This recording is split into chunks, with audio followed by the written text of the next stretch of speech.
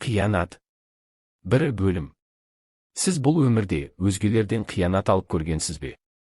Менің өмірім бәз біреулерге ойдан құралған хикаяға ұқсауы мүмкін, бірақ та шындығым осы. Өзіммен бірге 20 жыл өмір сүріп келген бұл құпиямды басқаларға айтамын деп ойламаппын.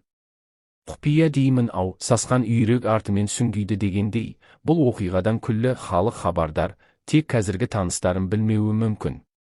Ал ендеше көп созбай әңгімемді бастайын. Әй, Гүлжан, қайда құрыдың? Бір шөлмеп арпық таппадың ба? Осы сен қандай қатынсың, Біле білсең, саған мына менің разылығымды алу керек. Айтқаным, закон тап әкел арақ бол, жылдам деп түн ортасында үйді басына көтерген әкемнің даусынан бәріміз ояндық. Сонда да көрпе астынан шыққымыз келмей, 4 бауыр бірігіп жата қалдық. Менің алдымда 2 ағам, мен, сосын інім. Ағаларым 2 жастары 8-де. Менің жасым 6-да, інім болса 3 жасар. Әкем мен анам бүгін тойға кеткен болатын. Манағы папамыздың шуы сол арағының кем болғанынан ғой. Тыныш, не болды ей сонша? Үйді басына көтеріп барасың, балалар ұйықтап жатыр ғой. Балдарыңа ішсейін. Нағып осы аузыңа тисе, тығының ашылып таймай кетесің. Ішпесең ғой, сенен жақсы жоқ. Мә, ал өсейтіп миымды қағарыңды біліп алған ем.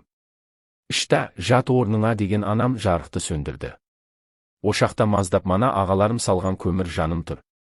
Қыста осы үйіміздің 3 бөлмесі ғана жылиды. Біреуі асханамыз, шай ішеміз, бір бөлмесіне біз жатамыз, біреуіне анам мен әкем жатады.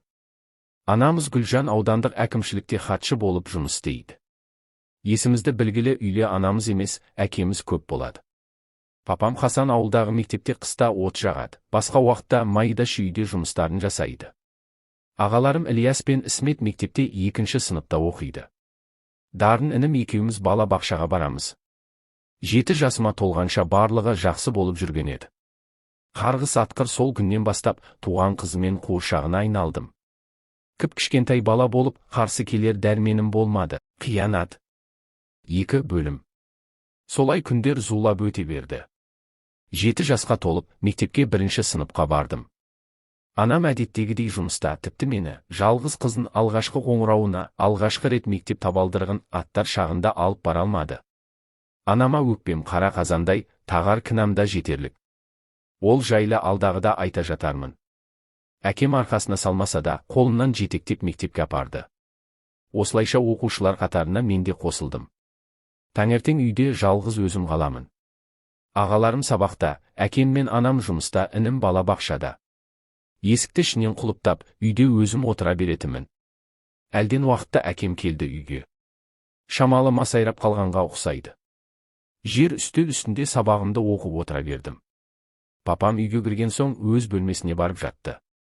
Шамалы уақыттан соң, «Қызым, су әкеліп берші» деді.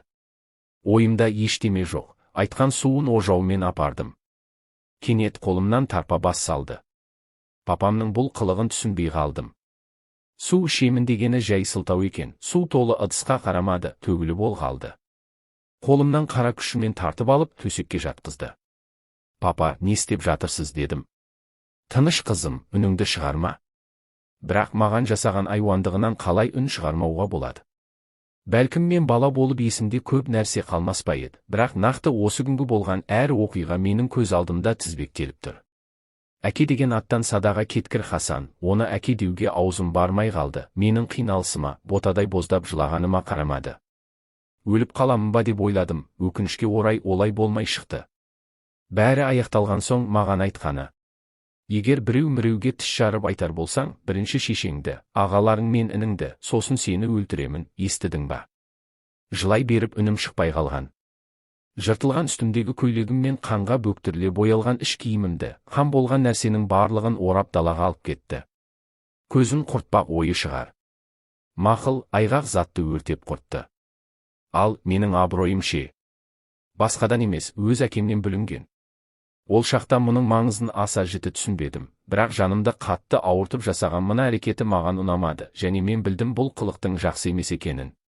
Сол күні тіпті ертеңінде, яғни апта бойына сабаққа бармадым. Алдым. Қиянат. 3 бөлім.